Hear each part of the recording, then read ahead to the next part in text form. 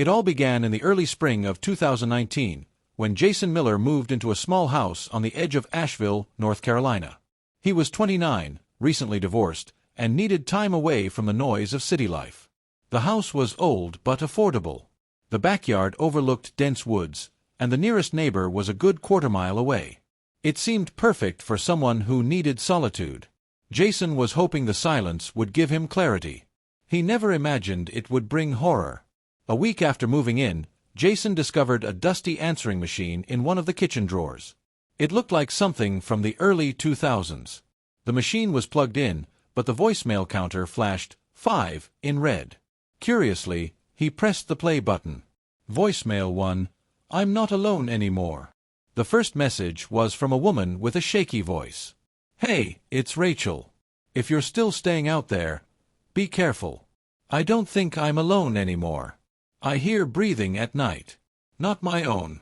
I locked all the doors, but it's in the walls." Jason stood frozen. Rachel. The previous owner was named Rachel Marks. He remembered the realtor mentioning she moved out after losing her brother in a hiking accident nearby. But breathing in the walls? Jason brushed it off.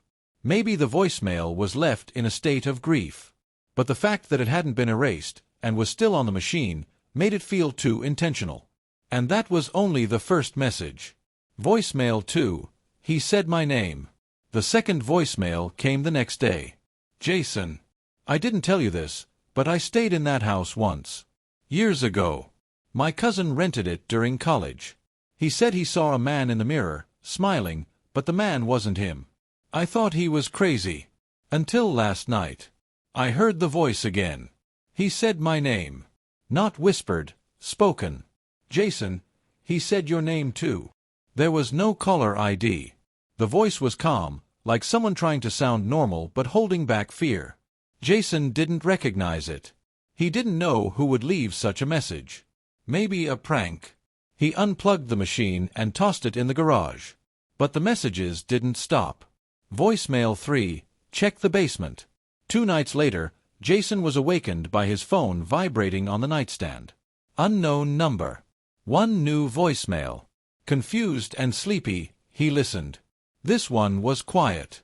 Barely audible. A male voice whispered, "Check the basement. Before it checks you." Jason's heart began racing. He didn't even know if the house had a basement. It wasn't in the listing. He flipped on the lights and searched the house. Behind the pantry, tucked behind shelves, he found a trapdoor under a loose floorboard. He hesitated but opened it. The air that escaped smelled old and sour. He climbed down with a flashlight. The basement was unfinished, more like a crawlspace, but in the corner sat an old wooden rocking chair.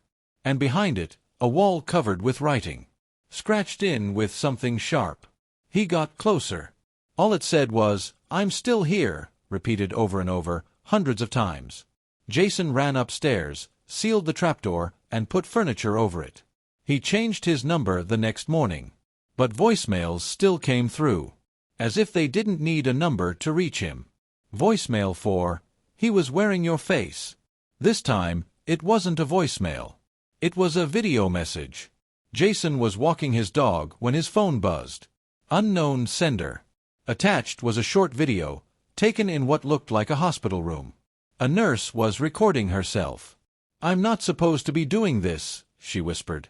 "But I had to find you. One of our patients. He came in last night after an accident in the woods near your area. His body was broken, but—" She paused, then turned the camera toward the hospital bed. "He was wearing your face." Jason dropped his phone. The video was corrupted shortly after that frame. He reported it to police, who brushed it off as a hoax. But something told Jason it wasn't. He didn't sleep for the next 3 days. Voicemail 5, "I'm inside." This was the last voicemail. Jason hadn't checked his messages in a week, too scared to know what would come next. But curiosity overcame fear, and he played the 5th message.